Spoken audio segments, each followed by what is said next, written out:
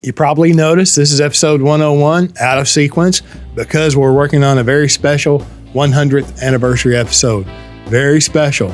In this episode, I speak with my friend Connor Boyack, creator of the Libertas Institute, which I just learned was pronounced Libertas. He's also the creator of the Tuttle Twins series, a prolific author, speaker, and writer. I had fun, and I hope you enjoyed listening. Thank you.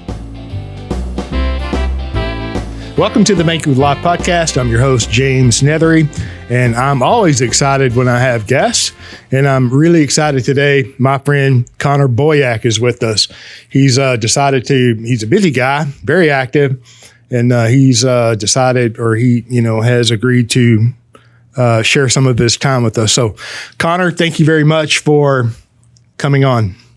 Happy to be here. Thanks for having me. And now I'm not going to do your background justice, right? But I'm going to give it a shot. Okay. And everybody, the listener has the opportunity to find out who you are and all the great things that you've done and continue to do. I mean, we've met a couple of times throughout the years associated with the Nelson Nash Institute or Ron Paul or some kind of a libertarian free market venues. But I do know this, that you started the Libertas Institute in 2011. I think you either are or have been very active in politics in Utah, and you do a tremendous amount of work for the liberty and for free markets and just the idea of private property and natural rights. And but I got to say this: the Tuttle Twins that are available on our website, your website, are outstanding. So thank you. You're welcome. That's the best background I can give you, sir. And I know you're. I like it. You can add. No, this is good. It's a passion project.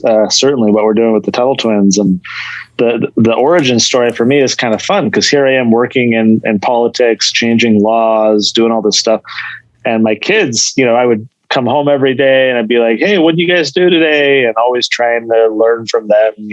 What their day was like.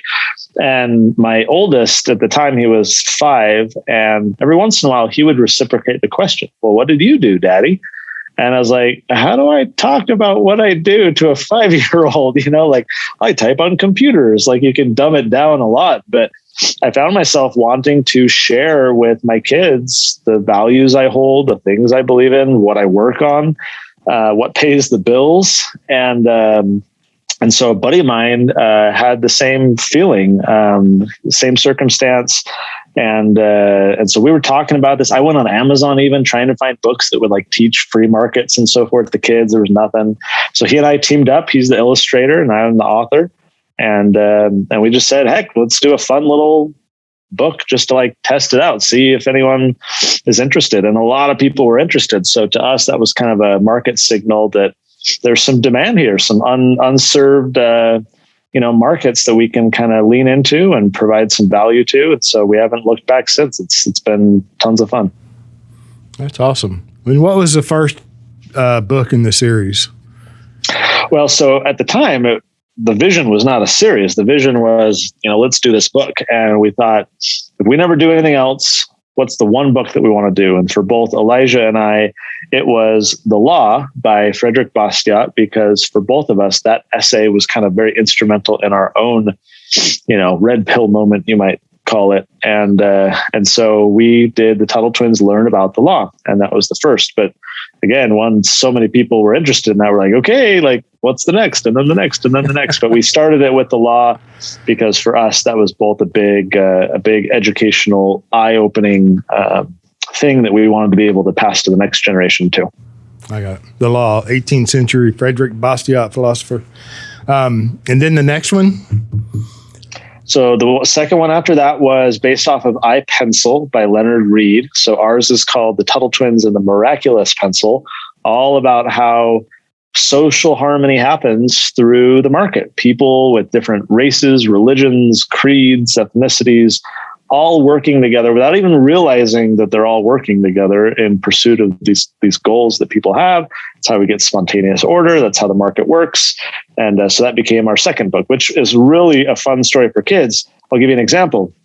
When we wrote the book, I was sitting at the dinner table and my wife brought the dinner she had prepared for our family. And we're sitting down talking, and I turned to the kids and I said, hey kids, mom didn't make this dinner.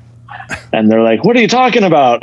And so I got to explain how, my wife, in preparing the final steps of the meal, was one part of this massive chain of people who were serving our family without even knowing our family. And that's the beauty of the market. And so the kids really loved to learn about, the truck driver and the grocer and the banker and the guys who build the roads and like all those steps that are needed just to get us that meal. So it's a very fun story for kids. Yep, I love that. I love it. Leonard E. Reed wrote that, and that was Leonard E. Reed was a mentor of Ron Paul. He was also a mentor of Nelson Nash. And we've handed out the I-pencil, the essay, for a long time, as well as the law. And then there's a lot of other essays that Frederick Bastiat did, that which is seen, and unseen. And and at the time that I discovered the Tuttle Twins, I think it was with the very first book. I bought a case and I shared them at every opportunity that I had, right? Just giving them away to other people in the financial world in hopes of a parent maybe reading some of these, and perusing them, just making sure that they know what they're putting in front of their children. Right. And oh my gosh, I loved it. And so now there's how many books in the series? So we started with these kids' books, and now we have 12. But since then, we've branched out. So now we have books for toddlers, little board books, the ABCs of economics, for example. And then we also have books for teenagers. We actually have 2 series of books for teenagers. One is, I don't know if you recall, that the series, the format of books was very popular in the 80s and 90s, called the Choose Your Own Adventure books, where you got to like pick what would happen, to go in the cave, turn to page 83, to run away, turn to page 150. And so the stories have all these little branches. So we have a series for teens. Ours is called Choose Your Consequence, because in these novels, you see the political and economic consequences of the decision that the reader makes. Do you want to, trade with this person or not? Or do you want to, run over here? Or do you want to, make these decisions? And then you get to see kind of the consequences that follow. So that's a fun way for teens to have a bit more depth with these stories and these novels. And then the other series is a nonfiction series of guidebooks for teens. So we have the Tuttle Twins Guide to Logical Fallacies. So every chapter is a different logical fallacy so they can learn critical thinking and so forth. We have the Tuttle Twins Guide to Inspiring Entrepreneurs, so they can learn some of the stories of these, people who've done some pretty amazing things and how we might be inspired by them. And then finally, we have the Tuttle Twins Guide to Courageous Heroes. Similarly, every chapter is a story of a different person. These are people who stood up for truth, against power and corruption, and did some very brave things throughout history. So again, we can hopefully be inspired by their bravery and courage. And so now we have all these little sub-series within the Tuttle Twins brand, and we're going to continue producing books for all these different ages moving forward. I love that. So there must be a lot in the works. Oh yeah. Yeah. We got a lot of books. See, I can zoom in so you can see all these bags under my eyes if I get really close. I am increasingly trying to dedicate, every spare second of my time to this project, because it is so deeply meaningful for me I tell my wife sometimes I feel like I'm on drugs, because like, like you get the dopamine drip, kids with their cell phones or video games or whatever, and you get kind of that dopamine fix in the reward center of your brain. And for me, it's social media messages and getting tagged and emails every day from parents who are like grateful and like, where have you been all my life? And sharing stories of their kids. And so that's my drug. Like, I'm addicted. I get these messages all the time, seeing the impact it's having. It makes me want to just get another fix and keep doing more. So anyways, to your question, yes, we got a lot of new books and projects in the works. I love that. So that's almost like, speaking to the relation to the drug. I mean, that's like an immediate, gratification. And there's such a long-term gratification that you probably won't even get to experience, the results that work will have, beyond you and your lifetime. I think it's worthy, and I'm excited. I got to tell you, I'm not aware of all of the teenager books and series that you have, but I have an opportunity and I can get caught up. So what does the future look like? Tell me, share with me everything that you would share or can share comfortably, with what that work looks like. I mean, is there going to come an end? You're putting out a book a quarter. You don't have enough people in history to write about. There's not enough time to do all the research, or. Yeah, no, it's there's no shortage of things that we can talk about. I have a very long list of ideas and things we can talk about. So I feel very confident that we can continue this for a while. What's funny is when I had done like the fourth book, the fifth book, me and Elijah would talk like, where's this going? Basically, like, what is this thing we're doing? And my take for a while was like, we'll do like 8 to 10 books. And then we'll create this little like boxed set, and that's what people can get. And that'll be the Tuttle Twins series. So we get to the 8th book and I send a survey to all of our readers. I say, hey guys, we've had this feeling for a while, or this thought that we would do 8 to 10 books. We just did number 8. What do you think? Should we keep going? Should we wrap it up? And it was like 88% of people were like, are you kidding me? Like, keep doing more. And this was before we had any of the toddler and teen and other things that we're doing. So, my vision is I want to build like a content empire. I want to have, I want to have educational material that teaches the rising generation the ideas of freedom at whatever age they are and in whatever manner they like to learn. For some kids, that's books. For some kids, it's playing a game. Maybe it's something more tactile, like an activity. Maybe it's a magazine they want to read, a podcast they want to listen to, a cartoon show they want to watch. We basically want to be in every medium possible for kids of all ages so that we can expose the rising generation to these time-tested ideas of a free society. And so that's a very ambitious goal, especially when you consider that this isn't an American thing, right? Like, these aren't American ideas. Example for our first book, Frederick Bastiat, right, from France, was espousing these ideas of freedom. So, we translate our books, I think now into like 13 or 14 languages. And wow, really? Oh yeah, yeah. We've got all kinds of languages. We've got tens of thousands of books in Germany already, in Brazil.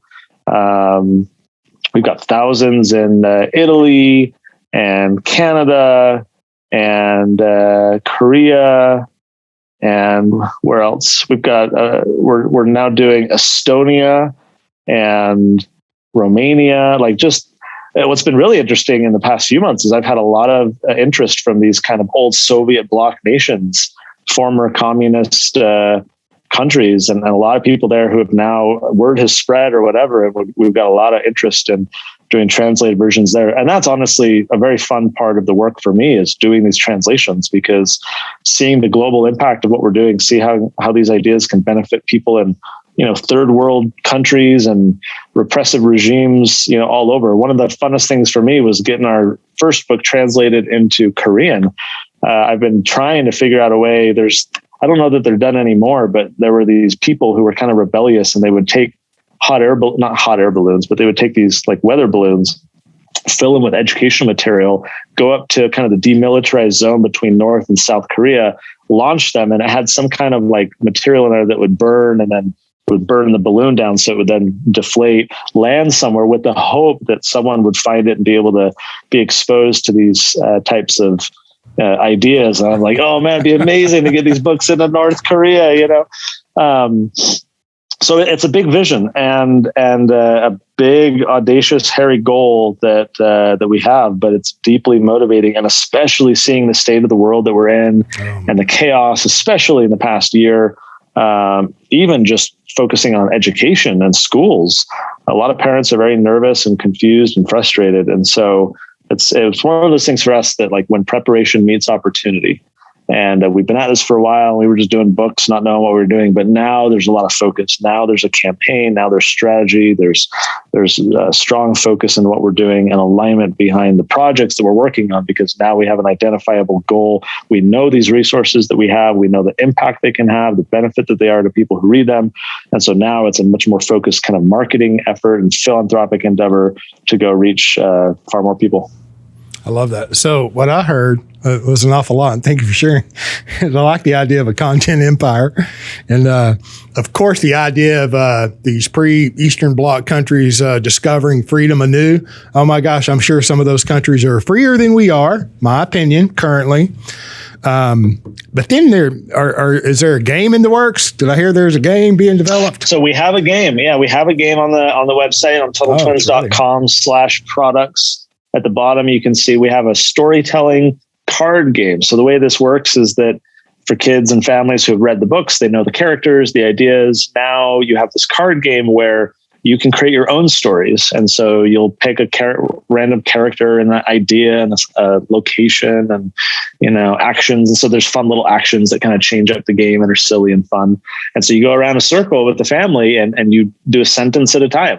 And you kind of build your own story as you go. And there's, again, different actions where you can go down the other way or skip a person or do it in a funny language or silly stuff to keep the kids engaged. But the idea is by engaging in the creative process where they're not just passively reading these stories, but they can create their own stories, it's going to engage a different part of their brain so they can understand and think about these ideas a bit more, because now they have to weave them into their own story. So that's been a big hit and a lot of fun.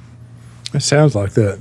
And then 13 to 14 languages in all of these countries. Did this whole idea and project turned into a much bigger? I mean, I know it's bigger than what you originally set out, but how shocked are you, Connor? I mean, how surprised are you at the response?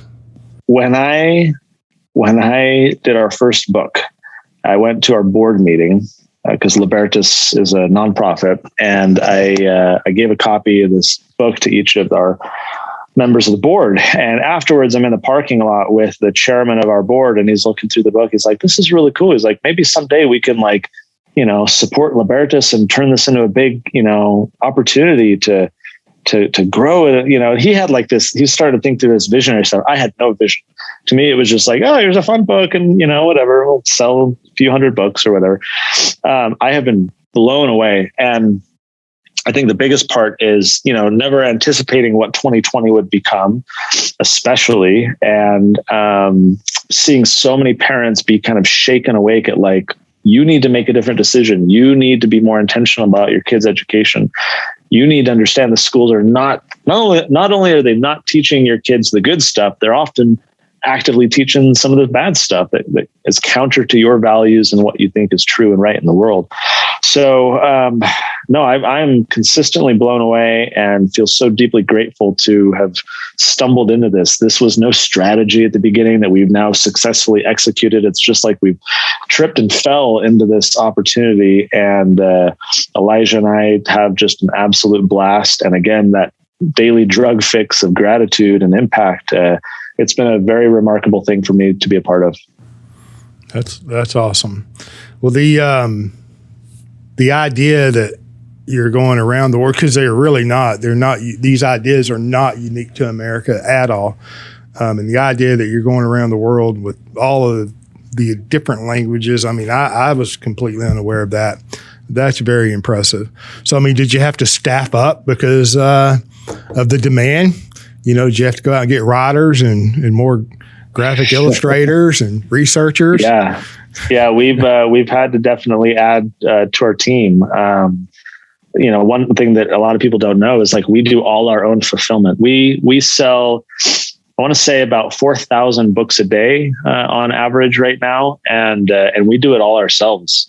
So we have a whole warehouse where we employ a whole bunch of people whose sole job it is to box up Tuttle Twins books to send out to people who order them. And it's, we've, got editors and marketers and, have to bring on a lot of people to support what Elijah and I have been trying to do. And so some of that is kind of the constraint of, how much bandwidth we have. And not trying to run, faster than we have strength, but we've got a team now built around us that's very competent and supportive. And, right now, in fact, we're kind of in the middle of the strategic planning for the next few years, trying to figure out we know content wise, some of the new stuff we want to work on, but like the strategy and the projects around it and the marketing and so forth, we're right now in the process of figuring out where we want to take this because of all the opportunities that we have.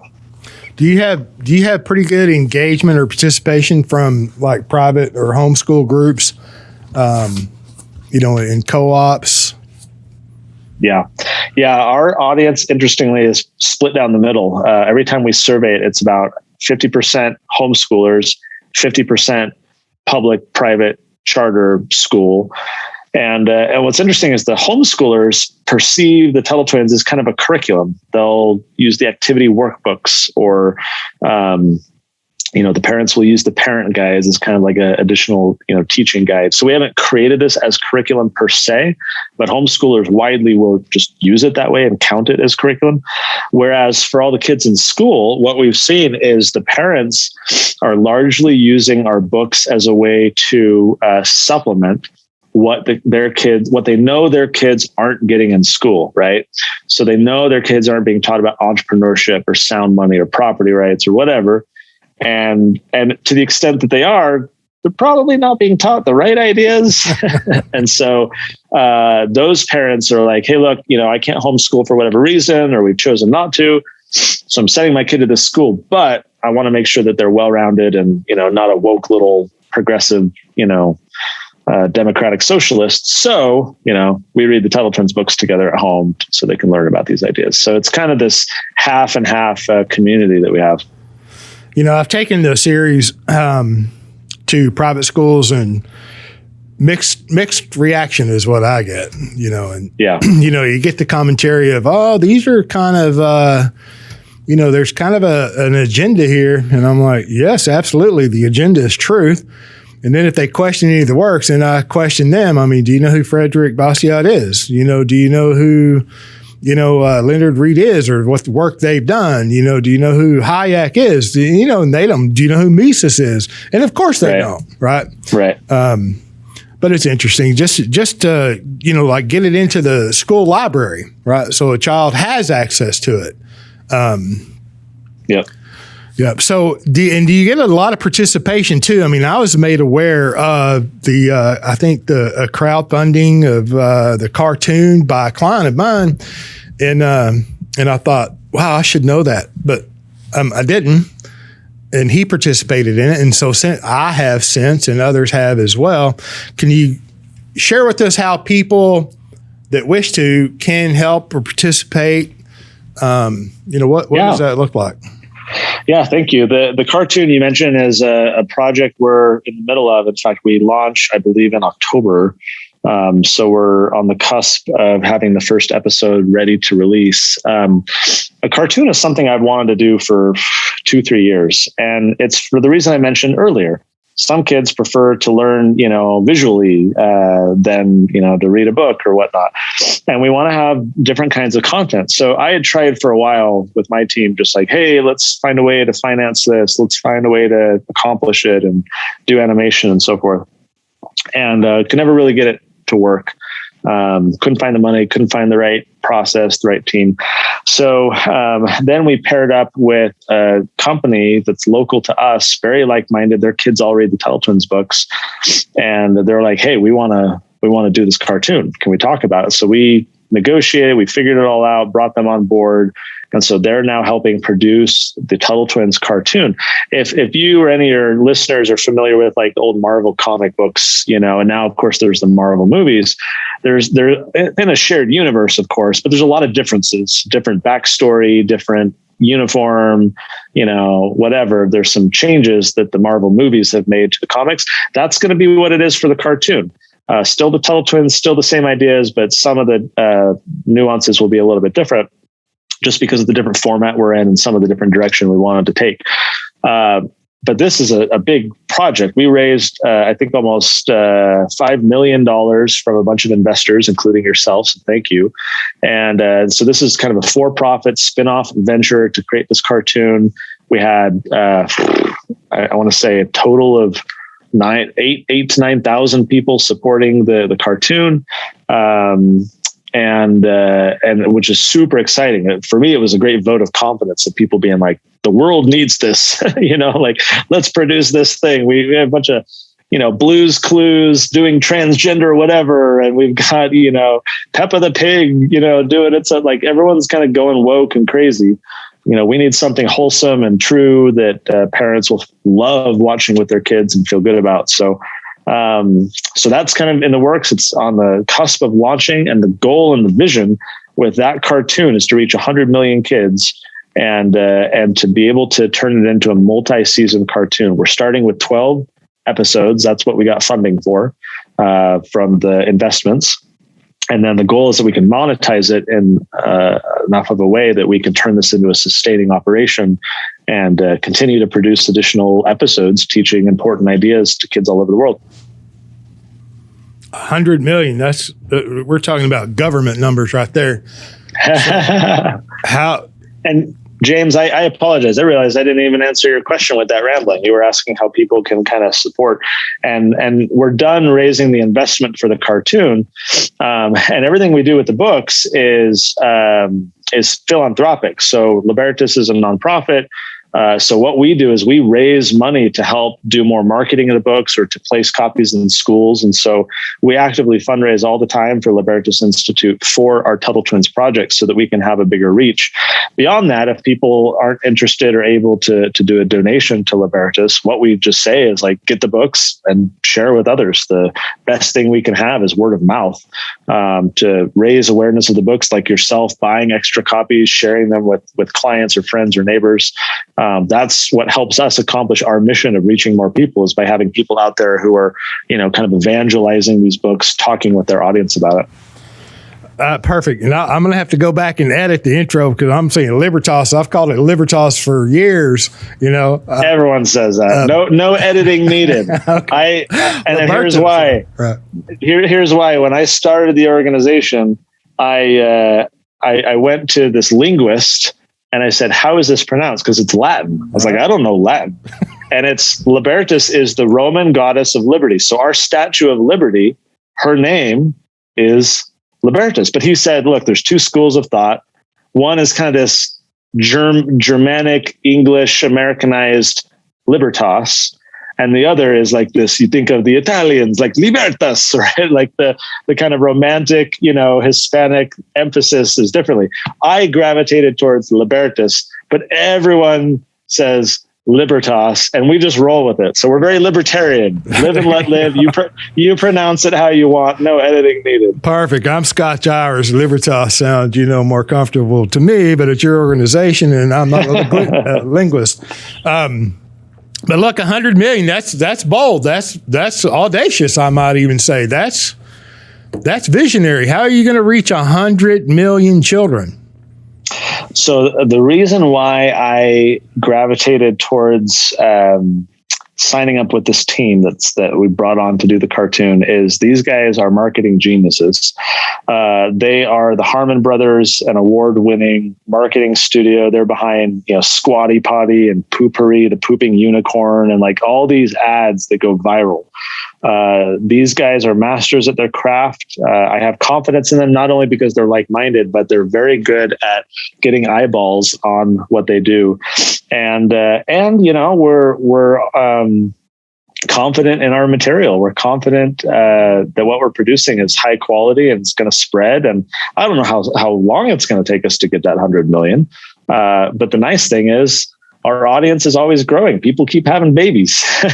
There's always going to be kids out there that we're going to be able to reach with this stuff. But, we'd love to do that in a quick timeline too. Isn't that, you're not supposed to know. The free markets, capitalism, you're not supposed to know. It's just like iPencil. The guy, creating rubber in South America for the tires and the eraser. They had no idea that what it took to, cut down a redwood tree to get to the number 2 pencil. You don't have to know. And It's a beautiful thing about capitalism, in my opinion. But I'm just saying 100 million that's legitimate, right? And I think, and look, we have a lot of financial advisors, very smart people listen to our little podcast. And I would encourage every one of you, if you don't have the series, go get it. And then while you get it, go ahead and think of others. And if you're in the financial realm of any sort, all of your clients should be exposed to this. And I'm not just saying this because, Connor's here. I have spoken different places in the financial world.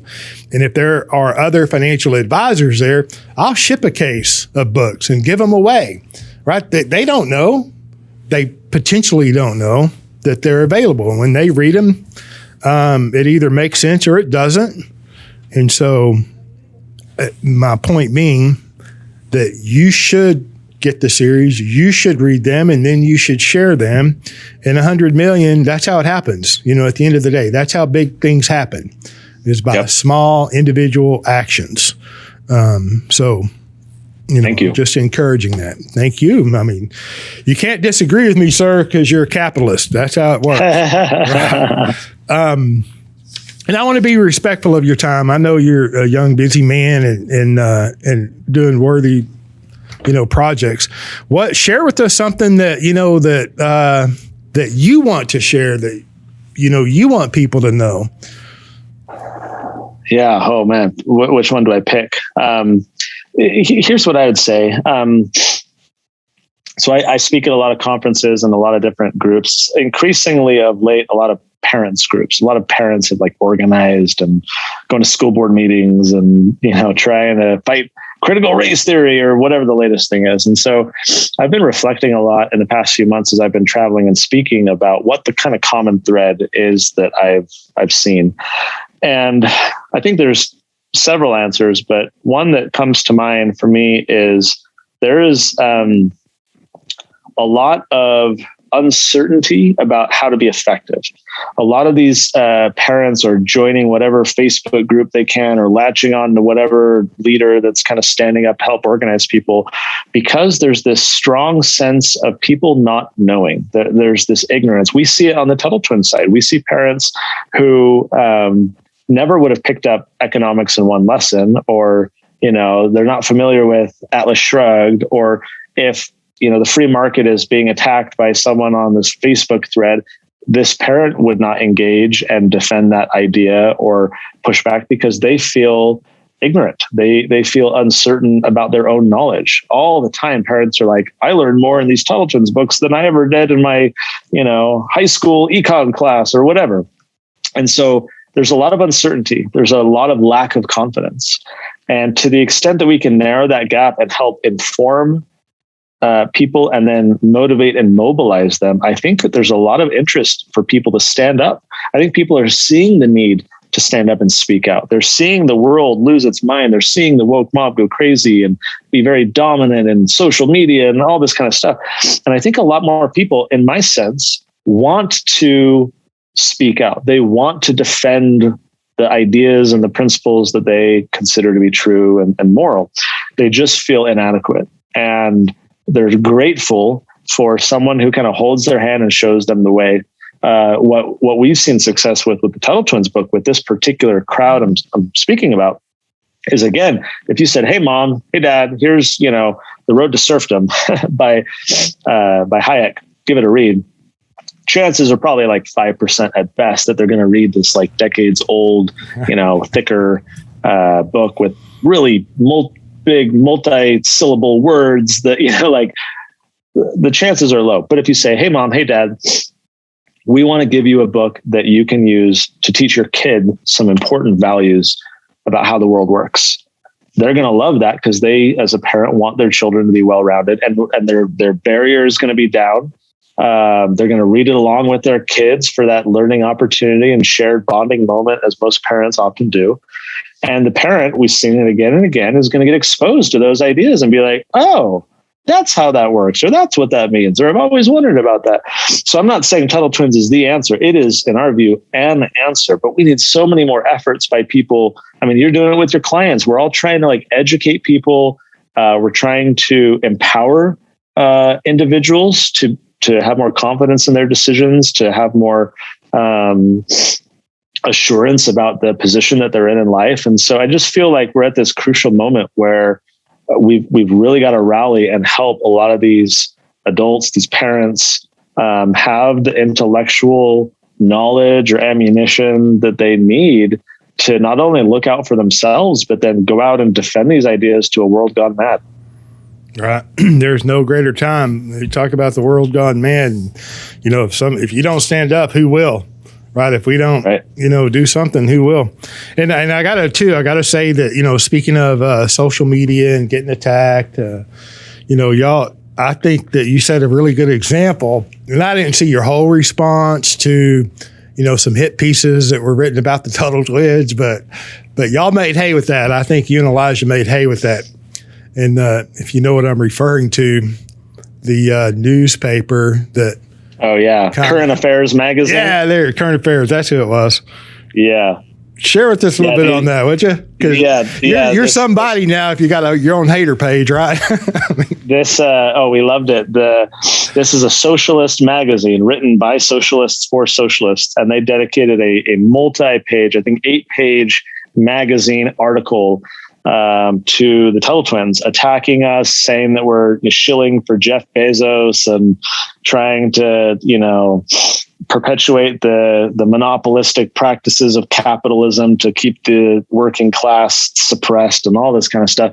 They had cartoons that they did, satirical cartoons of our Tuttle Twins, intentionally making them look ridiculous and so forth.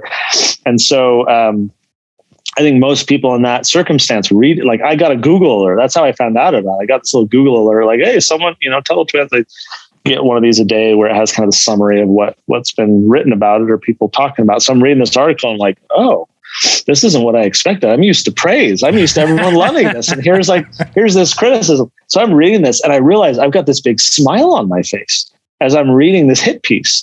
And it's because I knew the marketing opportunity that this would give me. We created a coupon code called Current Affairs, the name of the magazine. We sent the link to the magazine to our whole email list. At the time, it was like 250,000 people. We did across social media, which is another 250,000 or so, or a lot of overlap, but 250,000 on social media. And we said, hey guys, check out this magazine article. Go read it. Go see what they're saying about the Tuttle Twins. And then use this coupon code Current Affairs to get, this discount. And we sold, I think, 10,000 books in like 24 hours. and so then we did a follow-up and we start tagging Current Affairs. Hey guys, thanks for the magazine article. You helped us sell so many books. And so then they reciprocated and they created a Tuttle Twins coupon for people to buy their socialist magazine to try and replicate what we were doing. And it totally bombed. No, because we were the ones being attacked by them. And suddenly they're trying to use it for their own purposes. Plus socialists can't really be capitalist very well. So of course they don't sell many copies. Yeah. Anyways, we had a lot of fun with it. Even our critics help us with our marketing. So it was a lot of fun. I love that. The best they could do is follow a good capitalist, and then to pick Jeff Bezos as an icon of capitalism. Right. Whatever. All right. What else, young man? Anything? Like I said earlier, I want to be respectful of your time, and I'm good. I think I've gotten everything else that I wanted to. Just say TuttleTwins.com is where we have all the book stuff. But then if you're interested in the cartoon, you can go check out TuttleTwins.tv and be signed up for when we release the first episode. Of course, investors like you will get that heads up, but a lot of other people are very eager to see what we're working on. And so we're just working hard, trying to create more content and serve a lot of the families out there who are trying to teach their kids. So we're hard at work. Good job. Keep it up. I appreciate you for sharing with us. And I hope the rest of your days is good and easy for you, sir. Thank you, James. Appreciate being able to chat with you.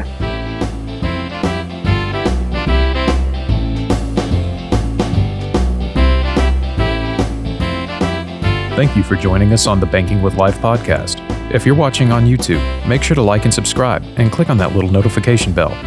Otherwise, join us on Apple Podcasts and Stitcher for weekly content.